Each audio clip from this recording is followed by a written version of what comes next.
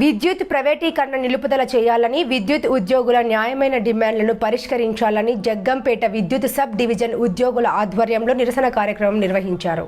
స్థానిక విద్యుత్ కార్యాలయం నుంచి ర్యాలీగా బయలుదేరి అంబేద్కర్ విగ్రహం వద్దకు చేరుకొని అంబేద్కర్ విగ్రహానికి పూలమాలలు వేసి తన సమస్యలతో కూడిన వినతి పత్రం అందజేశారు.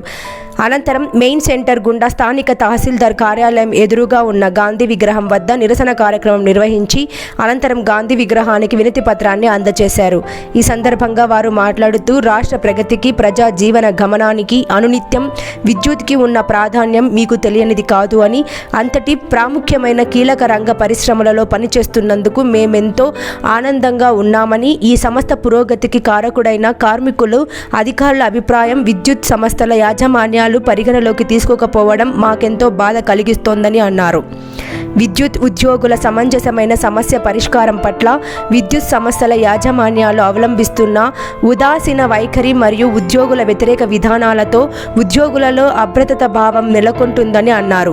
కరోనా మహమ్మారి విలయతాండవం చేసిన కష్టకాలంలోనూ, ప్రకృతి బీభత్సాలలో పెను సవాళ్లు విసిరిన సమయంలోనూ అహర్నిశలు ప్రాణాలను సహితం పణంగా పెట్టి వినియోగదారులకు నిరంతరం న్యాయమైన, మెరుగైన సేవలు అందిస్తూ రాష్ట్ర ప్రగతికి బాటలు వేసి యావత్ దేశంలోనూ అతి తక్కువ సాంకేతిక నష్టాలతో ఉత్తమమైన విద్యుత్ సంస్థలకు ఎన్నో ప్రశంసా పత్రాలు కారణభూతులు అయిన రాష్ట్ర విద్యుత్ సంస్థలోని ఉద్యోగులు అందించిన మెరుగైన సేవలు మీకు తెలియనివి కావున రాష్ట్రంలోని విద్యుత్ సరఫరా పంపిణీ విభాగాల ప్రభుత్వ రంగంలో కొనసాగిస్తూ వాటి పురోగభివృద్ధికి అవసరమైన సంపూర్ణమైన ప్రభుత్వం మద్దతు కల్పించవలసిందిగా వినయముగా చేస్తున్నామని రాష్ట్ర ముఖ్యమంత్రికి తెలియజేశారు.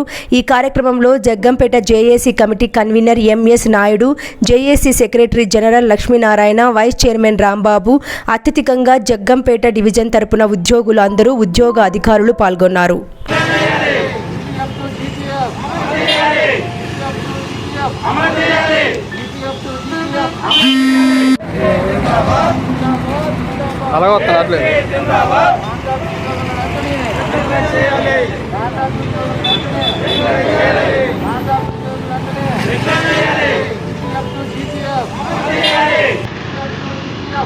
చేయాలి.